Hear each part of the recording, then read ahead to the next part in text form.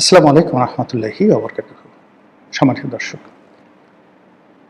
Iran যুদ্ধ ক্রমশ জটিল থেকে জটিলতর হচ্ছে। মিস্টার ডোনাল্ড ট্রাম্প এবং তার সহযোগী, এই যুদ্ধের প্রধান সহযোগী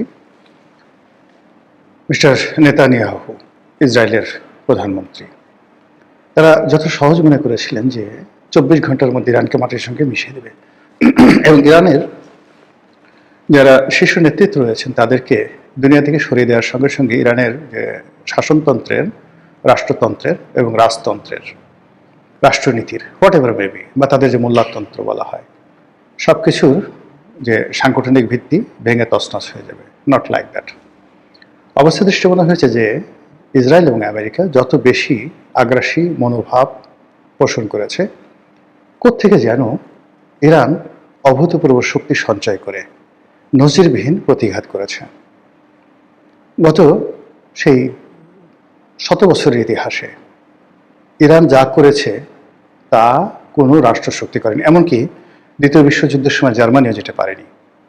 একই সঙ্গে শূন্য হাতে 17টি রাষ্ট্রে আক্রমণ করছে। পৃথিবীর দুটো বৃহৎ শক্তি যখন একটি দুর্বল রাষ্ট্রকে আক্রমণ চালাচ্ছে এবং আকাশ প্রতিরক্ষা বহু ভেদ করে ইরানের মাটি, পানি, গ্যাস, তেল, বিল্ডিং, স্থাপনা সব কিছু যখন তছনছ করছে, তখন পাহাড়ের ভেতর থেকে, সমুদ্রের তলদেশ থেকে, মাটির গভীর থেকে অনেকটা সেই এলিয়েনের মতো বের হয়ে পার্শ্ববর্তী আরব রাষ্ট্রগুলোতে, যেখানে আমেরিকার ঘাঁটি রয়েছে, এরকম 17টি দেশের ঘাঁটিগুলোতে উপর্যে পরে যেভাবে ইরান হামলা চালাচ্ছে, সারা বিশ্বের যে যুদ্ধের ইতিহাস সব এলোমেলো হয়ে গেছে। যত যুদ্ধ বিশারদ রয়েছে তারা ভেবে পাচ্ছেন না। এখনো যেভাবে আধুনিক সভ্যতা মিশরে গিয়ে মিশরের পিরামিড দেখে অবাক হয়ে যায়, 5000 বছর আগে এই পিরামিড কিভাবে তৈরি হয়েছিল এই কথা চিন্তা করতে গিয়ে তারা যখন জ্ঞান হারিয়ে ফেলে, ঠিক একই অবস্থাতে ইরান কি করে টিকে আছে। এত ধ্বংসস্তূপের মধ্য থেকে একের পর এক কি করে তারা মিসাইল ছুটছে, তাদের ড্রোনগুলো কিভাবে আরবদের ঘুম হারাম করে দিয়েছে, তাদের ড্রোনগুলো কিভাবে হোয়াইট হাউসকে তছনছ করে দিচ্ছে।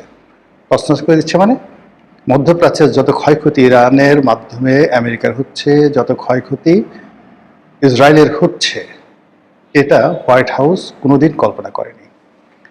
ফলে মার্কিন যুক্তরাষ্ট্রের সরকারি বাসভবনের দিনে রাতে সারাক্ষণ শুধু মাতম।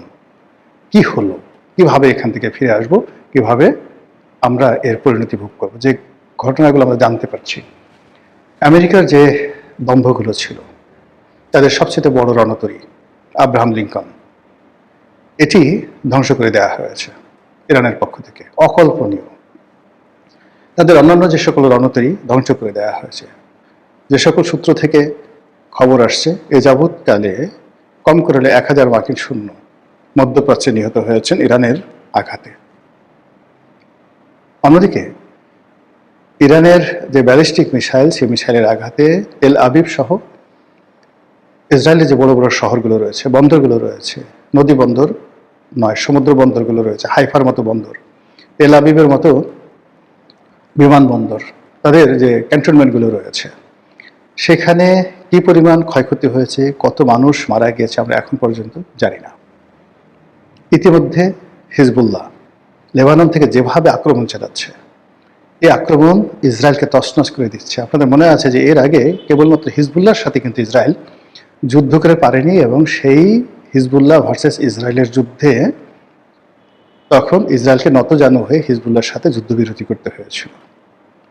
এখন এই গত কয়েকদিনের যে সংঘাত, সে সংঘাতে ইসরায়েলের আয়রন ডোম, আকাশ প্রতিরক্ষা ব্যবস্থা থেকে শুরু করে পুরো জিনিস ভেঙে তছনছ হয়ে গেছে, এবং ইসরায়েলের বহু শহর এখন দ্বিতীয় গাজা। তারা যেভাবে গাজাকে ভেঙে চুরে চুরমার করে দিয়েছে, এভাবে ইসরায়েলের শহর, বন্দর, গ্রাম তছনছ হয়ে গেছে। ঠিক সেই সময়টাতে হিজবুল্লাহ আক্রমণ করছে। এখন হিজবুল্লাহ যে সকল রকেট ছুটছে, হিজবুল্লাহ যে সকল ক্ষেপণাস্ত্রগুলো তারা ছুটছে, তাদের ড্রোনগুলো বিনা বাধায় কোনো রকম প্রতিরক্ষা ব্যবস্থার মুখোমুখি না হয়ে, ইসরায়েলি প্রতিরক্ষা ব্যবস্থার মুখোমুখি না হয়ে সরাসরি লক্ষ্যবস্তুতে আঘাত হানছে। এখন যদি ইসরায়েলের অভ্যন্তরে হামাস ঢুকে পড়ে, তারপর হুতিরা ঢুকে পড়ে এবং যাকে বলা হয় এই হিজবুল্লাহ ঢুকে পড়ে।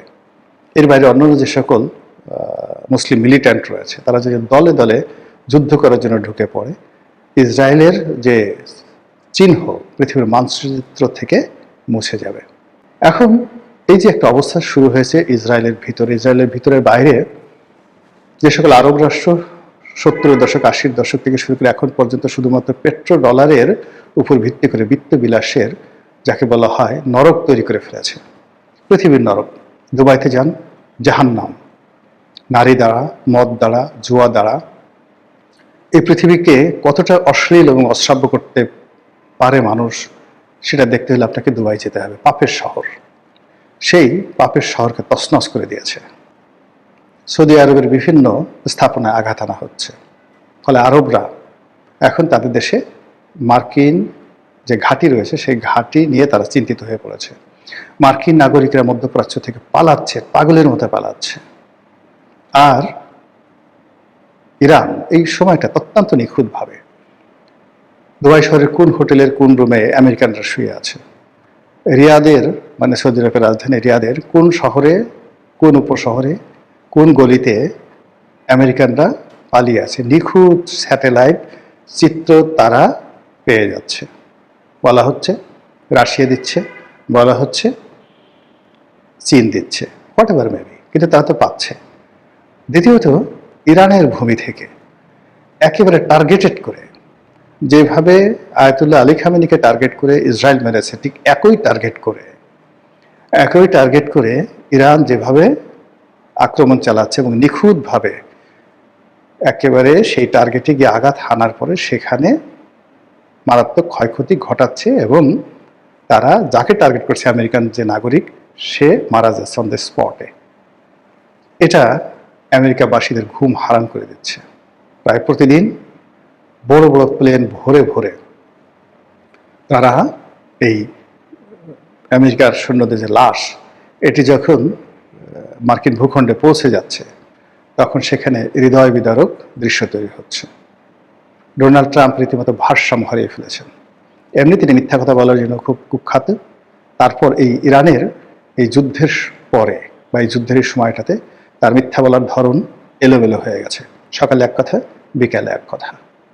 আর এরই মধ্যে ইরান কোত্থেকে শক্তি পাচ্ছে, কিভাবে পাচ্ছে একমাত্র আল্লাহ জানেন, আমরা জানি না।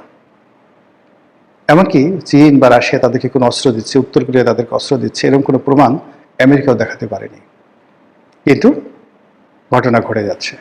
এবং সেই ঘটনার ফলে কি হলো, প্রতিদিনই তাদের আক্রমণের পরিমাণ বাড়ছে, কিছুদিন থামছে না। ইরানের পররাষ্ট্রমন্ত্রী, ইরানের প্রেসিডেন্ট যে ভাষায় কথা বলছেন, যে দৃঢ়তা দেখাচ্ছেন এবং তারা যেভাবে মুস্কি মুস্কি হাসছেন, যেভাবে তারা এই যুদ্ধ বিরতির ব্যাপারে কোনো আগ্রহী দেখাচ্ছেন না। তারা বলছেন যে আমেরিকা বেঈমান, মুনাফেক, তাদের সাথে বসাবসি নেই। এই যুদ্ধ এমনভাবে বন্ধ করতে হবে, এটা বিরতি নয়, যেন ভবিষ্যতে আর কোনো যুদ্ধ না হয়। আর সেটা যদি বন্ধ করতে হয় আমেরিকাকে মধ্যপ্রাচ্য ছাড়তে হবে।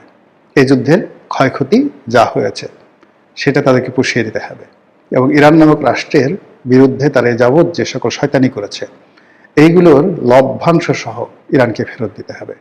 এটাই হবে বিজয়ী ইরানের প্রত্যয়। এবং সেই কারণে তারা ম্যাটিকুলাসলি তারা মনে হচ্ছে যে এই যুদ্ধ করার জন্য দীর্ঘদিন ধরে তাদের প্রস্তুতি ছিল, এরকম একটা ক্ষণের জন্য তারা অপেক্ষা করছিল। যেমন আমেরিকা ভয় দেখাচ্ছে যে ইরাক যেভাবে তারা তছনছ করেছিল, যেভাবে তারা স্থল শূন্য পাঠিয়েছিল, একইভাবে তারা ইরানও সৈন্য পাঠাবে।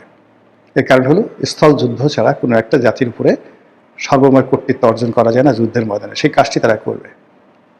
এই কথা শুনে ইরান মুসকে মুসকে হাসছে। তারা বলছে আসুন, উই আর ওয়েটিং, আমরা ভয় পাচ্ছি না, আমরা অপেক্ষা করছি।